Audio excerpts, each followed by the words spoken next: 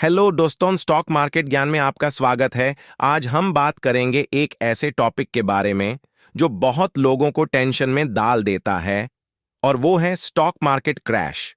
हाँ, यह वो टाइम है जब मार्केट नीचे जाता है और हम सबको लगता है कि हमारा पैसा खो गया।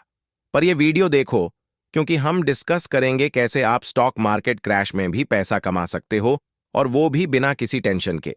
अगर आप बिगिनर्स हो या फिर आपको थोड़ा कंफ्यूजन हो रहा है स्टॉक मार्केट के बारे में, तो ये वीडियो आपके लिए है।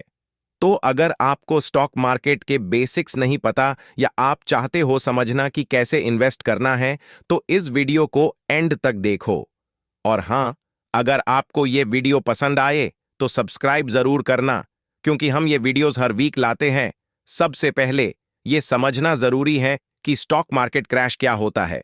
जब मार्केट में एक सडन शार्प ड्रॉप होता है तो उससे हम मार्केट क्रैश कहते हैं।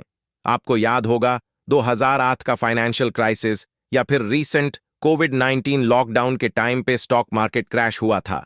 ऐसे वक्त में मार्केट एकदम से गिर जाता है और इन्वेस्टर्स को लॉस का डर लगता है।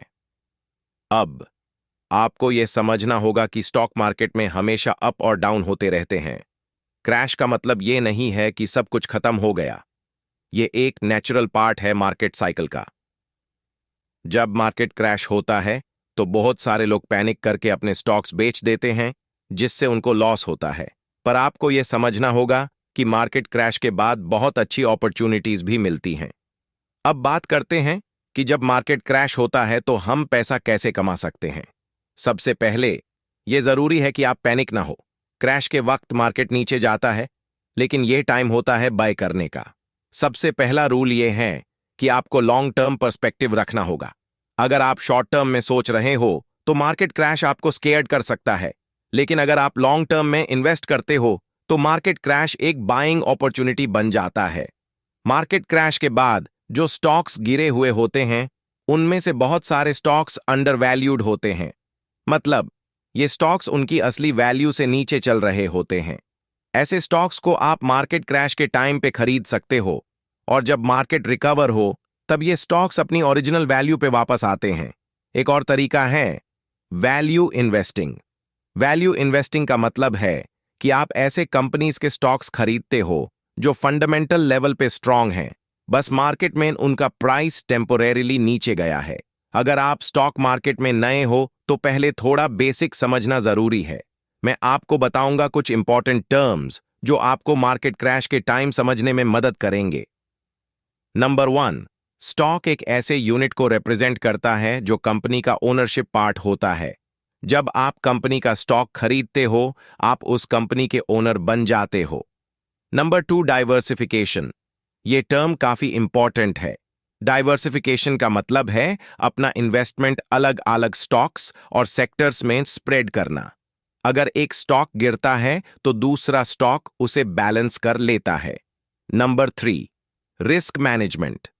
मार्केट में रिस्क हमेशा होता है, पर रिस्क को मैनेज करना इंपॉर्टेंट है। कभी भी अपना सारा पैसा एक स्टॉक में इन्वेस्ट मत करो।